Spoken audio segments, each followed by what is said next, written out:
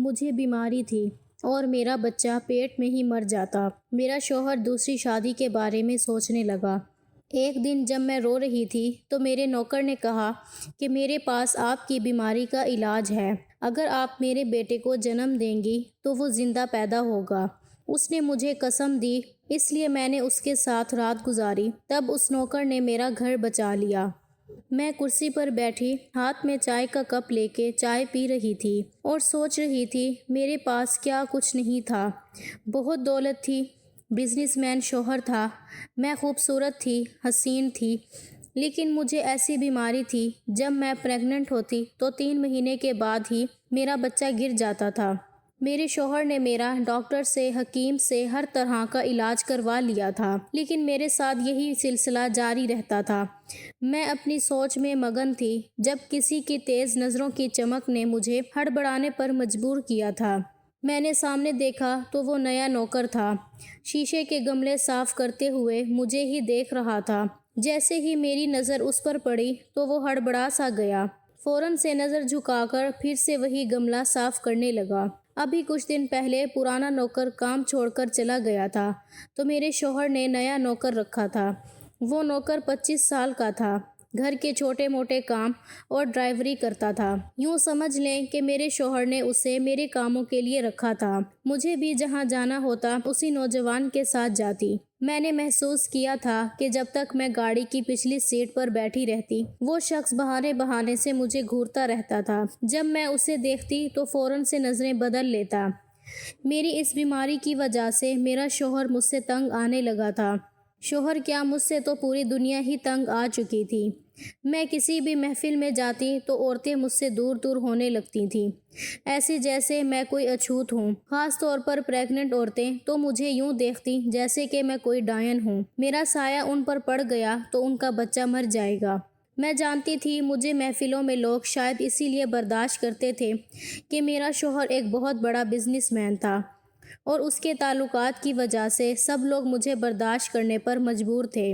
رات کو بھی میں ایک پارٹی میں گئی تھی، لیکن بہت سی عورتیں مجھ سے ٹھیک سے بات نہیں کر رہی تھیں، کیونکہ سبھی جانتی تھیں کہ جب بھی میں پریگننٹ ہوتی ہوں تو 3 مہینے کے بعد ہی میرا بچہ گر جاتا ہے۔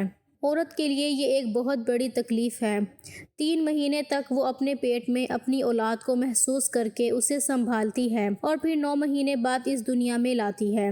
میں نے اپنے آنسو پونچھے اور ہاتھ میں پڑا خالی کپ ٹیبل پر رکھ دیا۔ گھر میں کرنے کے لیے میرے پاس کوئی کام نہ تھا، ہر کام کے لیے نوکر تھے، اس لیے میں ہر وقت انہی سوچوں کا شکار رہتی تھی۔ رات کو جب جمشید گھر آتا تو میرا بجھا چہرہ دیکھ کر اس کے ماتھے پر عجیب سے بل پڑ جاتے تھے۔ جمشید میرے بابا کے ساتھ کام کرتا تھا، میں نے اسے اپنے بابا کے آفس میں ہی دیکھا تھا اور میرے بابا نے اسے خود میرے ساتھ شادی کے لیے کہا، اسے بھی اعتراض نہیں تھا۔ ہم دونوں کی شادی کو 10 سال کا وقت گزر گیا تھا اور اس 10 سال کے وقت میں 5 بار پریگننٹ ہوئی تھی، لیکن ہر بار ہی میرا بچہ گر گیا تھا۔ جمشید نے میرا علاج کروانے کے لیے کوئی بھی کسر نہیں چھوڑی تھی، مجھے باہر ملک تک لے کر گیا تھا، لیکن میری بیماری ایسی تھی کہ ختم ہونے کا نام ہی نہیں لیتی تھی۔ اب تو ہر وقت جمشید بھی مجھے طعنے دیتا رہتا تھا، کہتا تھا کہ 10 سال ہو گئے ہیں لیکن میں تم سے اب تھک چکا ہوں، اتنی ساری جائیداد ہے میرے پاس، لیکن اس جائیداد کا کوئی وارث نہیں ہے اور نہ ہی مجھے آگے کوئی امید ہے، میں کیا کروں گا اتنے پیسوں کا، مر گیا تو سارا کچھ دوسروں کے حوالے ہو جائے گا۔ آج بھی میں گمسم بیٹھی اس کی باتیں ہی سن رہی تھی، اسے کیا کہہ سکتی تھی، پچھلے 2 سال سے ایسی ہی باتیں سن رہی تھی، لیکن میں بالکل خاموش تھی۔ اس کی باتوں کا مطلب اچھی طرح سے جانتی تھی، جو وہ چاہتا تھا میں اس کی اجازت اسے کسی قیمت پر بھی نہیں دے سکتی تھی۔ وہ 2 سال سے مجھے دبے دبے لفظوں سے کہہ رہا تھا، لیکن آج اس نے مجھے کہا کہ میں دوسری شادی کرنا چاہتا ہوں۔ میں رونے لگی، جمشید یہ کیا کہہ رہے ہو؟ میں نے اس کا ہاتھ پکڑ لیا، میں نے کہا ایسا مت کرو، تم کیا سمجھتے ہو اولاد کے نہ ہونے کا غم صرف تمہیں ہے، مجھے نہیں ہے۔ میں اپنی اولاد کھو دینے کے بعد لوگوں کے اتنے گھٹیا رویے کو بھی برداشت کرتی ہوں، اور اوپر سے تم مجھ پر ایک اور ظلم کرنے کے لیے کہہ رہے ہو، میرے گھر میں سوتن لانا چاہتے ہو۔ جمشید کو مجھ سے محبت تھی، شاید یہی وجہ تھی کہ پچھلے 10 سالوں سے وہ مجھے یہ بات کہتے ہوئے کترا ہی رہا تھا، لیکن وہ تو تھا ایک مرد ہی، اور وہ کچھ بھی کر سکتا تھا۔ میں اپنے گھر میں کسی بھی دوسری عورت کو برداشت نہیں کر سکتی تھی، نہ ہی اپنا شوہر کسی کے ساتھ بانٹ سکتی تھی۔ مجھے بس اسی بات کا ڈر تھا۔ وہ کہنے لگا کہ تم عورتوں کے پاس یہ پلس پوائنٹ ہے کہ ذرا سی بات پر رو کر اپنا دل کا بوجھ ہلکا کر لیتی ہو، لیکن بتاؤ میں کیا کروں؟ مجھے اولاد چاہیے، وہ بھی ہر حال میں۔ میں نے اگر اور سال برباد کر دیے تو اور مشکل ہو جائے گی۔ میں نے کہا، جمشید تم نے جیسا چاہا میرا علاج کروایا، ابھی جو چاہے کر لو، میں نے کبھی انکار تو نہیں کیا، لیکن مجھے اس تکلیف میں مت ڈالو۔ اس بار انہوں نے اپنا ہاتھ میرے دونوں ہاتھوں سے کھینچا اور اٹھ کر باہر چلے گئے۔ میں بری طرح رات بھر روتی رہی۔ صبح میری آنکھیں بہت زیادہ سوجی ہوئی تھیں۔ جمشید میرے اٹھنے سے پہلے ہی جا چکے تھے۔ میں کمرے میں تھی تو نوکرانی مجھے ناشتے کا پوچھنے لگی۔ میں نے کہا، مجھے کچھ نہیں کھانا، بس ایک کپ چائے کا دے دو۔ میں ہال کے صوفے پر ہی بیٹھ گئی تھی، جہاں وہ نوکر شیشے کی میز اور گملے کو کپڑے سے صاف کر رہا تھا، اور میری آنکھیں دیکھ کر کہنے لگا کہ آپ کے ساتھ کوئی مسئلہ ہے، آپ کے ساتھ کوئی پریشانی ہے، آپ کیوں ہر وقت اتنی اداس رہتی ہیں؟ میں نے عجیب انداز سے اسے دیکھا۔ میں نے کہا، اپنے کام سے کام رکھو۔ میں کیسی ہوں کیسی نہیں، تمہیں کوئی ضرورت نہیں ہے اس بات میں دخل دینے کی۔ اس نے اپنے کندھے اچکائے اور گہری سانس لی، دوبارہ سے گملہ صاف کرنے لگا۔ نوکرانی نے میرے سامنے چائے رکھ دی اور چلی گئی۔ میں نے چائے کا کپ پکڑا اور پینے لگی۔ وہ کہنے لگا، مرضی ہے جی آپ کی، لیکن اگر کسی سے اپنا غم شیئر کریں گی تو ہو سکتا ہے آپ کی پریشانی دور ہو جائے۔ اس کی بات نے مجھے چونکا کر رکھ دیا تھا۔ مجھے حیرت اس بات کی ہوئی تھی کہ وہ کیسے جانتا تھا کہ مجھے کیا پریشانی ہے۔ اسے تو ابھی آئے ہوئے 1 مہینہ ہی ہوا تھا۔ پھر میرے دماغ میں آیا کہ گھر میں اتنے سارے نوکر نوکرانیاں ہیں، کسی نے بھی بتا دیا ہوگا۔ دوسرا خیال میرے دماغ میں یہ آیا کہ ہو سکتا ہے یہ کسی پیر فقیر کو ہی جانتا ہو جو میری اس پریشانی کو حل کر دے۔ میں نے کہا کہ ادھر آؤ ذرا، میری بات سنو۔ میرا یہ کہنا تھا کہ شاید وہ پہلے سے اس بات کے انتظار میں تھا۔ فوراً سے صفائی والا کپڑا اس نے ایک طرف رکھا اور میرے پاس زمین پر آ کر بیٹھ گیا۔ میں نے کہا، تمہیں کیسے پتا کہ مجھے کیا پریشانی ہے اور میں کیوں اداس اور پریشان رہتی ہوں؟ میری بات سن کر وہ کہنے لگا، پتہ چل جاتا ہے، مجھے بڑا دکھ ہوتا ہے آپ کے بارے میں یہ سب سن کر۔ مجھے یہ بات آپ کی نوکرانی نے بتائی تھی۔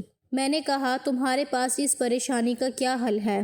میری بات پر اس نے نظریں جھکا لی تھیں۔ کہنے لگا، پریشانی کا حل تو ہے، لیکن چھوڑو، آپ یہ کام نہیں کر سکتی۔ میں نے کہا، ایسا بھی کیا کام ہے جو میں نہیں کر سکتی؟ تم مجھے بتاؤ۔ میری بات سن کر وہ اٹھ کر کھڑا ہو گیا۔ کہنے لگا، میڈم، مجھے پتا ہے وہ کام آپ نہیں کر سکتی۔ یہ کہہ کر وہ چلا گیا اور میں اسے حیرت سے دیکھتی رہ گئی کہ بھلا ایسا بھی کیا کام ہے جو میں نہیں کر سکتی۔ میں نے مشکل سے مشکل علاج کروائے تھے، ڈاکٹر یا حکیم یا پھر کوئی پیر فقیر کسی کو نہیں چھوڑا تھا۔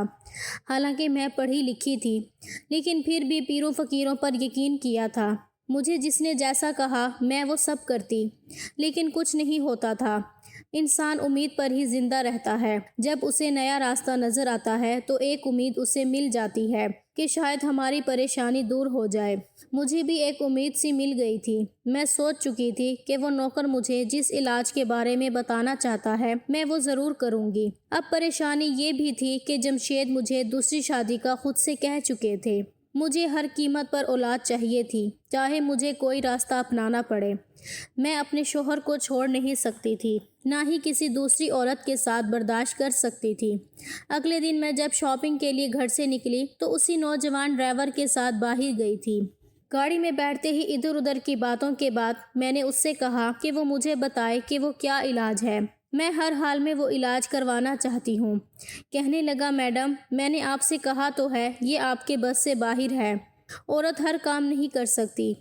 میں نے کہا، جو علاج تم بتا رہے ہو اس سے مجھے اولاد ہو سکتی ہے؟ وہ کہنے لگا، ہاں بالکل ہو سکتی ہے، اور اس بات پر تو میں شرط لگا سکتا ہوں۔ جتنے بھروسے سے مجھے وہ یہ باتیں کر رہا تھا، مجھے اس کی باتوں پر یقین سا ہونے لگا تھا۔ میں نے کہا، کیا کوئی بابا ہے جو اس چیز کا علاج کرتا ہے، یا کوئی ڈاکٹر یا کوئی حکیم؟ میری بات پر وہ ہنسنے لگا، کہنے لگا نہیں، ان تینوں میں سے کوئی نہیں ہے، ان تینوں کے پاس تو آپ کہیں باہر جا چکی ہیں اور خالی ہاتھ ہی لوٹی ہیں۔ میں حیران تھی کہ ایسے علاج تو یہی 3 قسم کے لوگ کرتے ہیں۔ یہ مجھے کس بارے میں بتانے سے کترا رہا تھا۔ میں نے بار بار اس سے یہ بات پوچھی کہ وہ کیسا علاج ہے، مجھے بتاؤ، لیکن وہ میری بات ٹال جاتا۔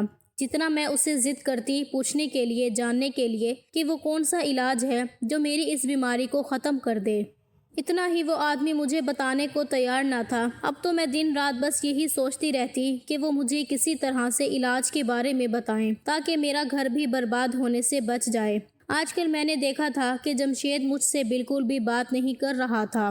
گھر آتا تو لیپ ٹاپ لے کر بیٹھ جاتا اور اس کے بعد موبائل پر کبھی اپنے دوستوں سے بات کرتا رہتا تو کبھی چیٹ کرتا رہتا۔ اگر میں اس سے کوئی بات شروع بھی کرتی تو وہ منہ بناتے ہوئے کمرے سے باہر نکل جاتا، لیکن اس کے بعد جو میں نے دیکھا، میرے پیروں کے نیچے سے زمین ہی نکل گئی۔ آج بھی میں اس ڈرائیور کے ساتھ ایک شاپنگ مال پر گئی تھی جہاں میں نے جمشید کو ایک خوبصورت سی لڑکی کے ساتھ بیٹھے دیکھا تھا۔ وہ اس لڑکی کو شاپنگ کروا رہا تھا۔ اسے دیکھ کر تو میرے جیسے ہوش اڑ گئے تھے۔ یہ جمشید کی وہی سیکرٹری تھی۔ وہ نوکر بھی میرے ساتھ تھا، میرے چہرے کی اڑی ہوئی رنگت دیکھ رہا تھا۔ جمشید اور وہ لڑکی کچھ قدم کے فاصلے پر میرے سامنے ایک شاپ کے اندر کھڑے ہنس رہے تھے، باتیں کر رہے تھے۔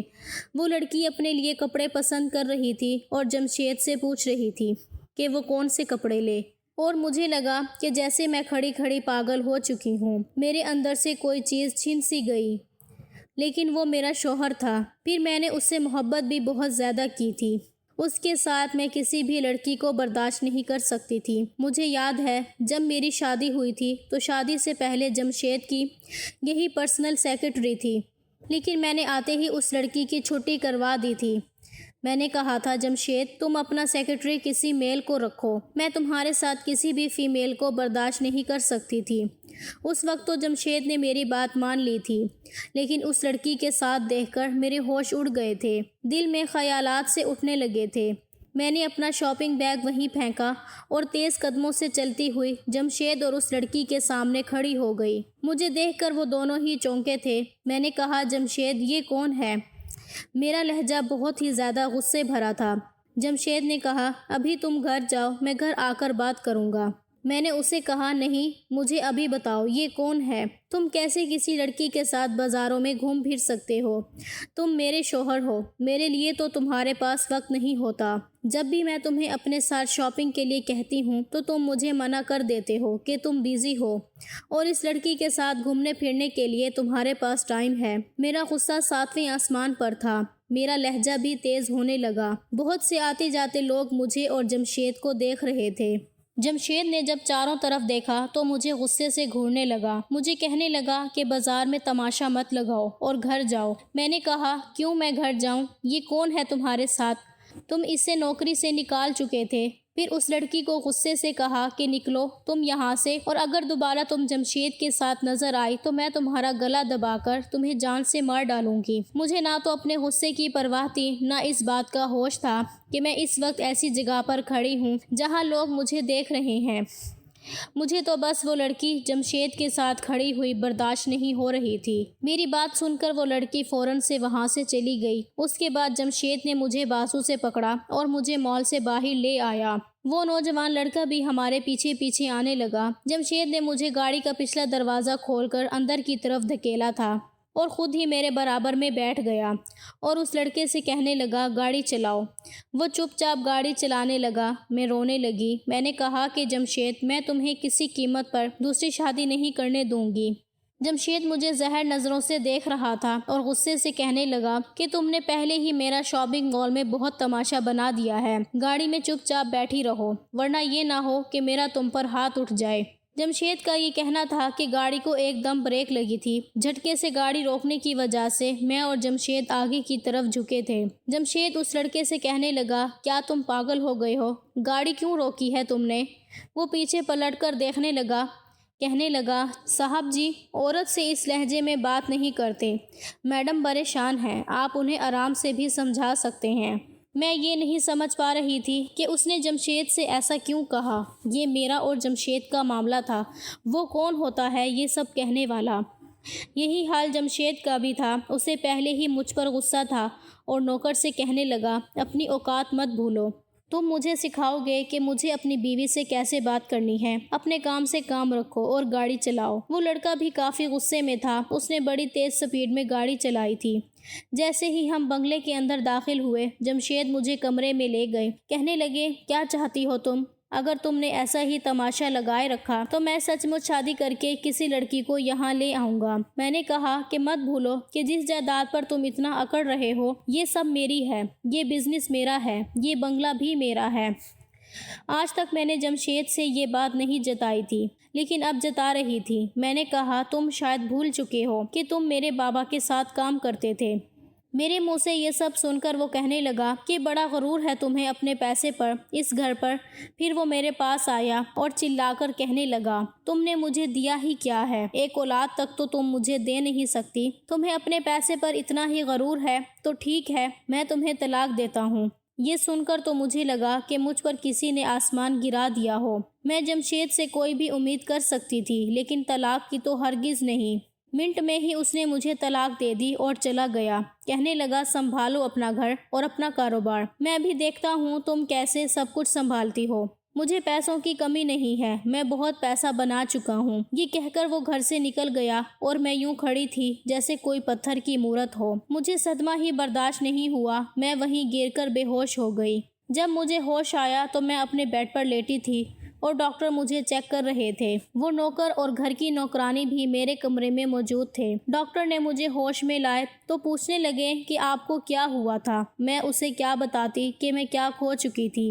میں نے کوئی جواب نہیں دیا۔ ڈاکٹر کچھ دوائی لکھ کر کہنے لگے کہ یہ دوائی منگوا لو، آپ ٹھیک ہو جائیں گی۔ ڈاکٹر گھر سے جا چکے تھے۔ اس لڑکے نے اس گھر کی نوکرانی سے کہا کہ میڈم کے لیے فریش جوس لے کر آؤ۔ وہ نوکرانی بھی کمرے سے باہر نکل گئی۔ وہ لڑکا چلتا ہوا میرے پاس آ گیا۔ کہنے لگا، مجھے پتا ہے آپ بہت بڑے صدمے سے گزر رہی ہیں۔ یہ بات سن کر میں نے حیرت سے اس کی طرف دیکھا تھا۔ وہ کیسے جانتا تھا؟ کیونکہ جو باتیں جمشید نے مجھے کہی تھیں وہ کمرے میں کہی تھیں۔ میں نے کہا کہ تم یہ سب کیسے جانتے ہو؟ میرا لہجہ بالکل ٹوٹا ہوا سا تھا۔ کہنے لگا کہ مجھے آپ کی فکر تھی، اس لیے میں لاؤنج میں آ گیا تھا اور آپ کے کمرے کے پاس کھڑا ہو گیا تھا، کیونکہ صاحب جی بھی غصے میں تھے اور آپ بھی۔ مجھے ڈر تھا کہ صاحب جی کہیں آپ پر ہاتھ نہ اٹھائیں، اس لیے آپ کے بیچ ہونے والی باتیں میں سن چکا تھا۔ میں رونے لگی۔ میں نے کہا، اگر میری اولاد ہوتی تو جمشید مجھے کبھی نہ چھوڑتا۔ وہ کہنے لگا کہ اگر آپ علاج کرائیں تو آپ کو اولاد ہو سکتی ہے۔ میں نے کہا کہ اب میں کیا کروں گی، کیسے علاج کرواؤں گی اور کس کے لیے؟ جمشید نے تو مجھے طلاق دے دی ہے۔ وہ کہنے لگا کہ آپ مجھ سے شادی کر لیں، آپ کو آپ کے ہر سوال کا جواب مل جائے گا اور اولاد بھی ہوگی۔ اس کی بات سن کر میں سوچ میں پڑ گئی تھی کہ پہلے جب میں نے اسے علاج کا کہا تو وہ انکار کرتا رہا۔ جیسے ہی جمشید نے مجھے طلاق دی تو وہ کہنے لگا کہ اگر میں اس سے شادی کر لوں تو مجھے اولاد بھی ہو جائے گی۔ میرا سر اس کی بات سن کر چکرانے لگا تھا۔ میں نے ابھی اسے کمرے سے باہر بھیج دیا، لیکن پورا وقت میں نے یہی سوچ کر گزارا تھا کہ ایک بار اس کی بات مان لینے میں کوئی حرج نہیں ہے۔ غصے میں آ کر جمشید نے مجھے طلاق تو دے دی ہے، اگر میں اس لڑکے کے ساتھ شادی کر لوں اور مجھے سچ میں اولاد ہو جائے تو میں اس سے طلاق لے لوں گی اور دوبارہ جمشید سے شادی کر لوں گی۔ وہ بھی مجھے اپنا لیں گے، کیونکہ انہیں مجھ سے اولاد ہی چاہیے تھی، وہ مجھے مل جائے گی۔ میں نے اس نوکر سے کہا کہ مجھے اس سے شادی کرنے میں کوئی دقت نہیں ہے۔ یہ سن کر وہ خوش ہو گیا۔ عدت کے بعد ہی میری شادی اس نوکر سے ہو گئی تھی جس کا نام زبیر تھا، اور آج پہلی بار میں نے اس کا نام جانا تھا۔ میں بہت زیادہ تیار نہیں ہوئی تھی، کیونکہ یہ میری کوئی دلی خواہش تو نہیں تھی، ایک مجبوری کی شادی تھی۔ رات کو وہ میرے کمرے میں آیا تو میرا دل تیزی سے دھڑکنے لگا، محبت سے نہیں بلکہ ڈر سے۔ ایک عورت کے لیے بہت مشکل ہوتا ہے اپنی زندگی میں کسی دوسرے آدمی کو شامل کرنا۔ میں بھی ایسے ہی پریشانی سے گزر رہی تھی، بس وہ اپنا حق مجھ سے وصول کر چکا تھا۔ حیرت مجھے اس وقت ہوئی جب 1 مہینے بعد ہی میں پریگننٹ ہو گئی، لیکن پھر مجھے وہی ڈر لگ رہا تھا کہ کہیں 3 مہینے بعد پھر سے میرا بچہ گر نہ جائے، لیکن اس بار ایسا نہیں ہوا تھا۔ میں نے ایک بیٹی کو جنم دیا تھا، میں بہت خوش تھی، لیکن پھر سے وہی سوال میرے دماغ میں چلنے لگے تھے کہ آخر اس نے ایسا کیا کیا ہے کہ میں نے ایک زندہ بچی کو جنم دیا ہے۔ میں نے اس سے اس بات کا ذکر کیا تو وہ مسکرا کر کہنے لگا، آپ کو اولاد چاہیے تھی، وہ مل گئی ہے، کیوں پریشان ہو رہی ہو؟ پھر میں نے کہا کہ ایسا کرو، مجھے طلاق دے دو، میں تمہارے ساتھ نہیں رہنا چاہتی ہوں۔ یہ بات سن کر اس نے بڑے غصے سے مجھے دیکھا تھا۔ میں نے کہا، میں جمشید سے محبت کرتی ہوں، میں نے تم سے صرف اولاد کے لیے شادی کی تھی۔ میں دیکھنا چاہتی تھی کہ کیا واقعی تم سے شادی کرنے سے مجھے اولاد ہو جائے گی، میں ماں بن سکتی ہوں یا نہیں، اور میں ماں بن گئی ہوں، میں تمہارے ساتھ نہیں رہنا چاہتی۔ وہ کہنے لگا، جس دھوکے باز کے ساتھ آپ رہ رہی تھی وہ خود ہی آپ سے اولاد نہیں چاہتا تھا۔ ہر 3 مہینے بعد وہ آپ کو ایک ایسی میڈیسن دیتا تھا جس سے آپ کا بچہ ختم ہو جائے۔ یہ سن کر میں حیرت سے اسے دیکھنے لگی۔ میں نے کہا، تم جھوٹ بول رہے ہو۔ کہنے لگا، میں سچ کہہ رہا ہوں، آپ کے شوہر نے آپ سے پیسوں کی لالچ میں شادی کی تھی، اس کے پاس پیسے نہیں تھے اور یہ ایک کامیاب بزنس مین بننا چاہتا تھا، لیکن آپ سے محبت نہیں کرتا تھا۔ محبت اس لڑکی سے کرتا تھا جس کو آپ نے مال میں اس کے ساتھ دیکھا تھا۔ آپ کے شوہر نے صرف آپ کے پیسے کا استعمال کیا ہے اور اس پیسے سے ٹھیک ٹھاک رقم اکٹھی کر لی ہے۔ آپ سے نہ تو انہیں اولاد چاہیے تھی اور نہ ہی آپ کا ساتھ چاہیے تھا۔ یہ کہہ کر اس نے مجھے فون تھما دیا جس میں جمشید فون پر اس لڑکی سے ساری باتیں کر رہا تھا۔ اب اس کے پاس اتنی دولت ہے کہ اسے نہ تو میری ضرورت ہے اور نہ ہی میری دولت کی۔ زبیر کہنے لگا کہ یہ سب باتیں میں اس وقت سن چکا تھا جب میں نے یہاں نوکری شروع کی تھی، اس لیے مجھے آپ سے ہمدردی ہونے لگی تھی۔ کب یہ ہمدردی پیار میں بدل گئی مجھے پتہ نہیں چلا۔ آپ بالکل ٹھیک ہیں، آپ کا شوہر ہی آپ کے ساتھ وفادار نہیں تھا۔ کیا ابھی آپ اس آدمی کے ساتھ رہنا چاہتی ہیں؟ وہ یہ کہہ کر کمرے سے باہر چلا گیا اور میں بھی زبیر سے پیار کرنے لگی تھی۔ اب میں اس کے ساتھ رہنے لگی تھی۔ ایسے انسان کے ساتھ رہنے کا کیا فائدہ جس کے ساتھ زبردستی کی جائے، جو آپ کے ساتھ رہنا ہی نہیں چاہتا ہو۔ تو دوستو، اگر آپ کو یہ کہانی پسند آئی ہے تو ویڈیو کو لائک کریں اور چینل کو سبسکرائب کریں۔